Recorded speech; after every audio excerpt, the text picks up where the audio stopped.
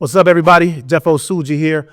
Super excited to be with y'all for the Art of the Party podcast. We have an amazing guest with us here today. We're excited to talk about his background from hosting events to being an angel investor to support a number of different organizations and also adding impact at the same time as a leader. So we're going to get into it with my brother, Shayne Evans. How you doing today, brother? Man, I'm good, Jeff. So good to see you. Hey, always good to see you, man. I've been trying to get you here for a while and super excited to have you here because of all the great things that you've done, not only support a number of entrepreneurs, but also because of your background in the event space. I think you have a extremely unique story to tell. And so we're going to tell it today. Shayne, I know you not only as an investor, as somebody that's been an educator, but also I know you from the lineage of event producers that have come out of our fraternity and our chapter, actually. And so you initially had an event company called New Birth, right? It was very successful. I remember seeing pictures of a number of celebrities at your events. But I want to talk first and have you explain to our audience of entrepreneurs, who is Shayne Evans? No, really, man. Jeff, seriously, it's great to be here. First of all, I've been a huge fan of you and the work that you've done. You are a trailblazer in your own right, brother. So it's an honor to be here today. Thank you for the invitation. Being here, brother. No, man. I mean, my story is like so many other folks, right? From Chicago, I'm on the South Side, basically 75th and Exchange. First in family, right? To go to college. There's a backstory on me and all my people. But, specifically about how I get involved in party promotion and being an entrepreneur. I was down at University of Illinois, Urbana-Champaign, and my line brother, actually, Robert Lane, had this idea that we were going to throw a party over the holidays. And I was like, why would we even do that? He's like, no, man, I'm telling you, we could make some money. Plus, there's nobody doing anything for our crowd. And to be very, specific at that time, just like your crowd now, I think it was a very upwardly mobile, upscale Black community that was looking for fun things to do. And quite frankly, traditional nightclubs and white-owned establishments didn't speak to us, right? They weren't necessarily hosting us. So I can remember this. It was December 30th. It was the eve of the eve. We were at Serengeti nightclub, which is over in the old kind of on Elston. And man, when we first got the flyers, in fact, the ink was still drying. So we're passing these flyers out. Before you have secured the spot. Oh, I mean, we had the spot, okay. But even when we first got the flyers to promote, literally the ink was still wet. The flyers still wet. So we passing them out, and it's like green ink getting on both hands. We were so frantic. Hand to hand, baby. And next thing you know, we had like 700 people. Nice. And we made a decent, amount of change. And we're like, oh, okay, let's go ahead and do this thing. So that was how we started it. But fundamentally, I think we were trying to solve a market opportunity, right? People were not hosting events. We're providing entertainment options for upwardly mobile young Black folks. I love it. And so I want to talk about that. That flyer game, that hand-to-hand game was something I talked to Kitty Burns about. Just the ability to be able to connect with people and give them a flyer. We know marketing has changed so much. But talk a little bit more about those transferable skills you picked up from hosting events. Absolutely. I mean, there's so many, right? And I think people sometimes call these the soft skills, but actually I think we call them like executive functioning skills or the power skills. I mean, first of all, you just had to be resilient. I mean, you were out till 4 or 5 in the morning, 2, 3, 4 nights a week, passing out flyers, right? Number one. Number two, you just had to learn to work with people, right? Whether it's DJs, venue owners, security, right? Folks who are going to do some more street promotion for you. You had to build the ability to understand people, to communicate well. I think 3, you quite frankly, man, you just had to grind. Like, you could not give up because there were going to be all types of obstacles. Finally, also, I think you had to learn how to read people. Definitely. Like who's with you and who isn't, right? Who can you count on, who's not going to cause a problem in the spot. Yeah, I think one thing about navigating, especially nightlife industries, and no matter what city you're in, but in any urban areas, making sure your folks are safe, making sure you provide a unique experience. Also, I think you guys had to deal with a lot more competition back in the day as well. How did you guys set yourselves apart? I know New Birth was a group catered to young professionals. There were probably a couple of groups doing it. When you're hosting an event, how do you deal with competition, or how you uniquely differentiate yourself? Yeah. I think a couple of different ways. First of all, we were both Rob and I were both alphas, so we definitely spoke to other folks in the Black Greek scene. Shout out to the Black. Number one. Number two, we tried to find venues that were higher end and a little bit more upscale. So, we weren't going to do necessarily always 1,000-person venues, but we're going to do 400 people, 300 people, and do it at nice nightclubs, nice restaurants, places that people hadn't been to. I think 3, we just tried to stay on trend. Like, what DJs are, did everybody want to see, right? What unique kind of marketing ideas could we bring? And then what celebrities could we definitely attract? All right, dope. So you guys were hosting events during the prime when the Bulls were doing their thing, right? I remember seeing the picture of Michael Jordan at one of your events. Man, you got to tell me a story about Mike MJ pulling up to you. No, it's such a wild story, man. I mean, this is at North Beach Club, which is now not open anymore, but it's on North and right off of Halsted. And it's a July 4th party, and literally, like, the general manager of the venue walks up to me at about 12, like, "Hey, man, Shayne, Michael Jordan is here." And I was like, "Wait, what? I'm a huge MJ fan." He's like, "No, Michael Jordan is here, with Antoine Walker, Cisco, James Lofton is a professional baseball player." And I'm like, "Oh, all right, then, cool." And literally, the crowd, we had about 600-700 people there. The crowd just goes up. This is at a time that Michael Jordan did not get out like that. Well, at least he had a championship by then. Oh yeah, he had 6. Oh yeah, right. He had 6 by this point. Yeah. But he wasn't moving around like that too often. You weren't gonna just walk out and see him. Yeah. And so we grab him up. Me and one of my guys grab him up, and we actually create a VIP, which wasn't a VIP, in the back of North Beach Club. Man, we had like 50 people in there. There's a huge ping pong table. Mike starts playing ping pong with folks. He's talking shit, which of course, is not surprising. I love it. And he's just down to earth having a good time. And literally, it's like 200 people up against this glass. Wait to see you. Okay.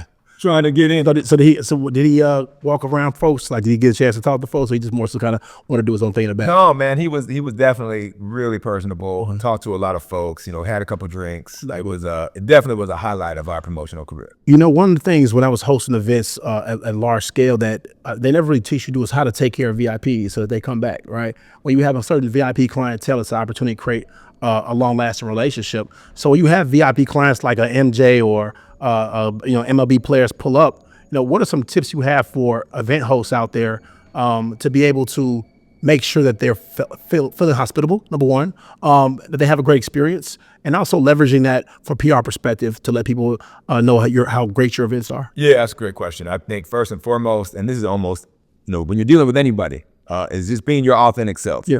Right. I think anybody can kind of smell when you're just not being true to who you are and the bullshit. So number one, stand on your square. Yeah. Number 2, listen. Right. Trying to pick up either from verbal, communication or just their social cues. What are they looking for? What do they like? How do they feel comfortable? Right. And then 3, bring your expertise to bear. Like, you're a party promoter. You're an event host. You know what works and makes sense. Where do you want to put these folks? Where do they need to sit? Where are they going to have the best time? Offer your advice, right? Just bring your A game. I love it. And you've gone from curating rooms in nightlife to curating rooms for a lot of investors, a lot of for progressive folks with the work that you do through the Academy Group. Can you talk about that? Absolutely. No. So I've probably always been both for profit, but also for people. And so my entire time, both in the entertainment space, but also in the education space, I've just been building networks and making sure to connect folks. So about 9 years ago, I had my first conversation with my lead investor now. And the conversation was really built around, could we create a pathway for Black and brown kids to go into investment banking? And so we kind of kept discussing the idea, some back of the envelope kind of thoughts. And then in 2017, my lead investor kind of made a big investment in 2 existing financial services companies, both of them Black owned, both of them here in Chicago. And what happens is that instead of keeping that investment for himself, he transferred ownership to those 2 entities into my company, the Academy Group. We take profits from those companies and direct them into 850 young people in Chicago, Boston, Los Angeles, and eventually Detroit, summer 25. Wow. And you've been investing in the youth for quite some time, right? Of course, you were hosting events, but you've also were in education. So you had this, talk about the kind of impact you've had with kids in Chicago and really throughout the country. But prior to Academy Group, you were doing work at University of Chicago, right? No, that's right. So I was a teacher, assistant principal. I was the superintendent of the University of Chicago charter schools. And so I think what we've always known, Jeff, right, is that our young people are definitely hugely just ambitious, supremely intelligent, like have all types of capacity, just don't have opportunity, right? Like, it's our tagline really at the Academy Group. Talent is ubiquitous, but opportunity is not. And so I think one of the things that we've been able to do is, quite frankly, establish belief in agency in young people, right? Like, regardless of what zip code you come from, regardless of what your neighborhood looks like you're a big deal. You got a lot to offer. And so I think we've been injecting that belief into young people. At the Academy Group, one of the things I think we've been really proud of, quite frankly, is you look at like our college graduation rate. It's 81% for Black and brown kids, but that's not great for our young people. What's the average rate usually? Oh, the average rate is about 45%, right? And so 60% for the general public, 44% for Black and brown students. And so, our 81% rate isn't even just good for Black and brown kids, it's good for everybody. Yeah. Our young people are coming out with very little college debt, which we then pay for when they complete college anyway.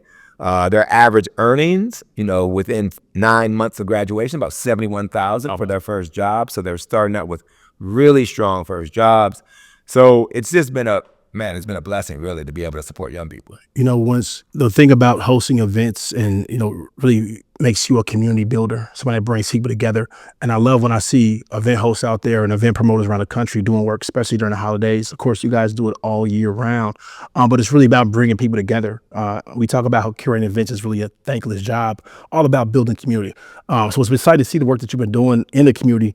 And now you're actually helping with economic empowerment with the youth as well, the work you're doing with the Academy Group. So it's kudos to you. On top of that, not just, event connoisseur and educator. You're also an angel investor. So Shayne was actually our first angel investor at Event Noir, and gave us our first check to allow us to really start building the business. And so you've also been in a number of deals as well. So first, I want to selfishly ask you, what made you want to invest in Event Noir?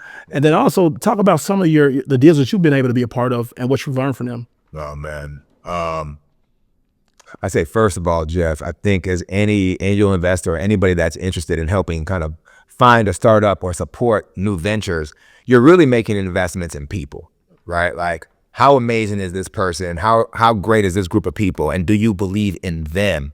Even before do you believe in the product or the platform? That's number one.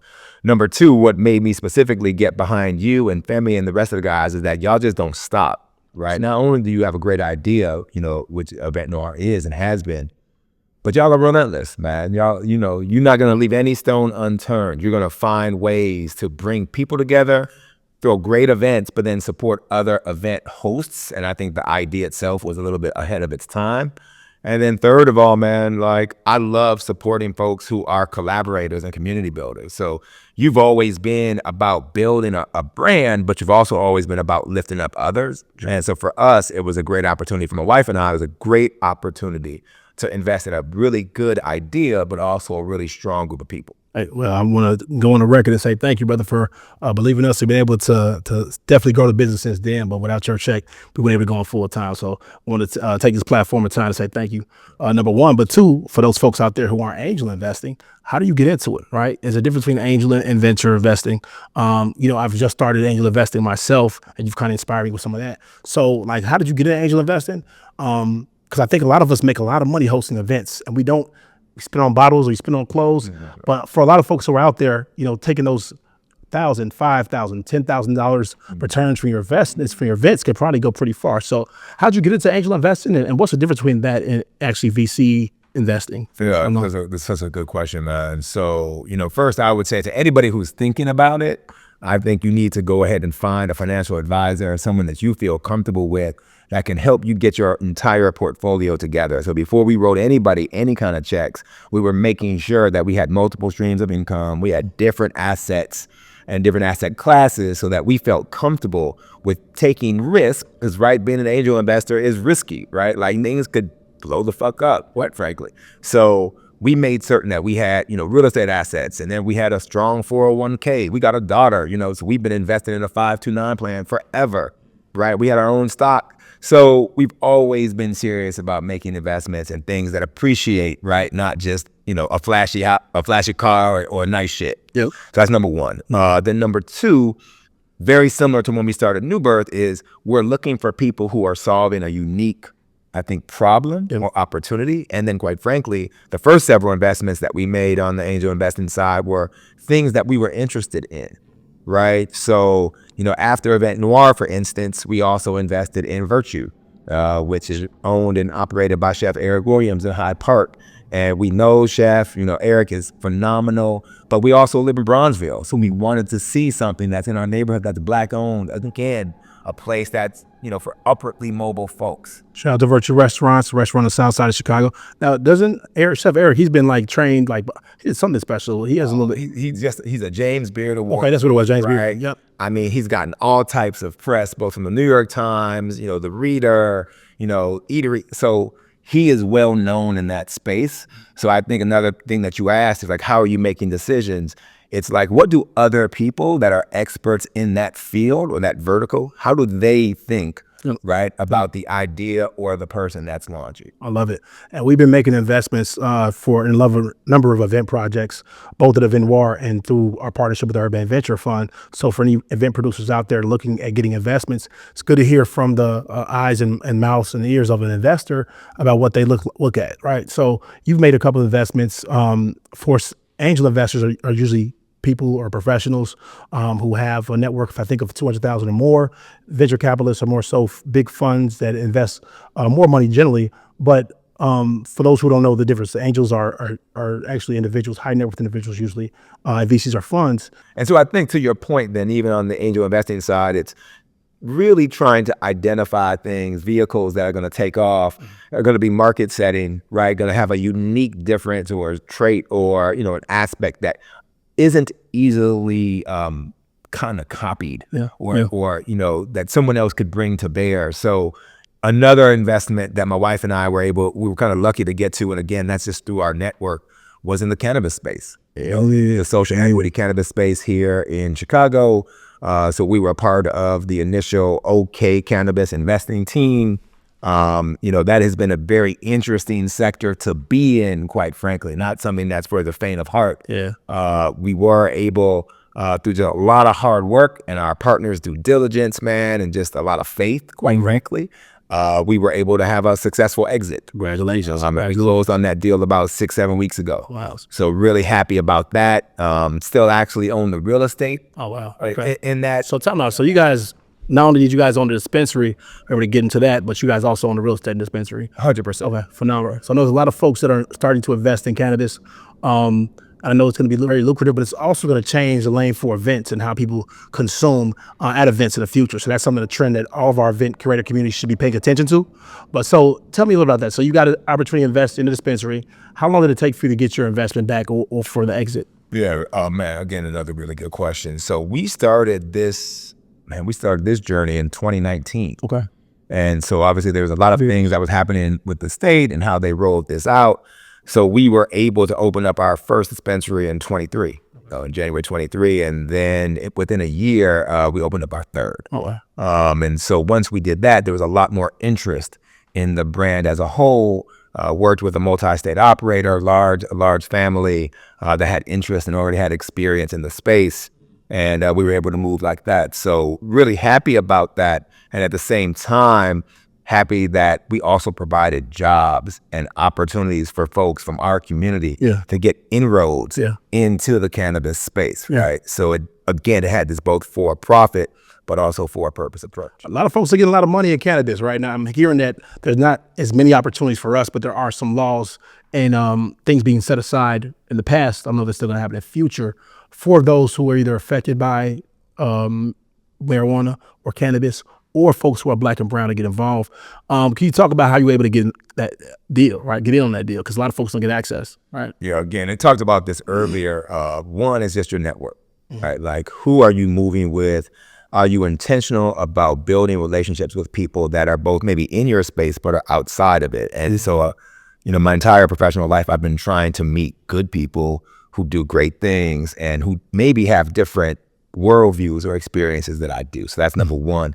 And then this was in the social equity space. So both my wife kind of fit that bill, right, of where she lived and where she worked. And then also my brother-in-law, my wife's brother, was also a veteran.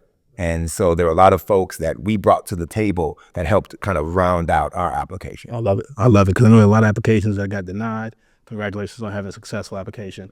Congratulations on a successful exit. You ain't got to tell us how much made, what your 10X or 20X or 30X was, but I asked you on the side, but congratulations, man. So event production, use those transferable skills to be able to continue to build community, educate folks. Now you're doing investing through a number of startups and also supporting the youth to help them, not only be educated about college, but also on how to get financial empowerment. Kudos to you on doing amazing work. I want to ask you, right, as a professional that's having impact, start out in event production, right? What's your advice to curate an experience that is everlasting? Because I've seen you curate rooms and bring people together for that build amazing relationships, and you're a connector, right? You're somebody that is known for bringing folks together for great experiences. We do the Culture Capital Summit at South by Southwest Afrotech. What is it about experiences that are able to change lives, and what are your tips for creating a dope experience? Yeah. One, I think you want to be really, really intentional about bringing great people together. That's just key, because a party isn't a party without the people, right? And a room is empty without the spirit. And so you want to have great folks together. And then I also think that you want to be intentional about how you bring people together. Yeah. Like just throwing people in a room that could work, but what you really want to do is, how do you set that room up? What's going to make that experience different? When those folks walk away, what are the things that they're going to remember? Was it this DJ? Was it that pool that they sat by and had a drink at? Was it the couch that they in that little sofa in the private space in the VIP room that they were able to actually sit and chill, right? Who did they get to meet, right? So I think those are some of the things. Also, you get to be creative as an event, promoter, as a host, man. Like, do something different, bring your innovation game to it. What do you want to see, right? Blue sky this thing. And then finally, I think this trend, and you just talked about this, Jeff, being that we were at South by and then we were at Afrotech, I think there's a huge market, quite frankly, in both the entertainment and education space. Bringing folks together who are about business, who are about economic mobility, right? And who are about supporting Black and brown folks. Bringing those folks together and getting them in a room. I agree 100%. We're doing some of that with like Funders and Friends. Of course, EYL is doing amazing stuff with that. And so it's a number of media companies, Melanin Money, that are doing those stuff with both entertainment and media, education and media. So any other trends we should be paying attention to? Yeah, no, I think creating space for individuals to tap into their creativity, I think is key, right? Like content is king right now. Yep.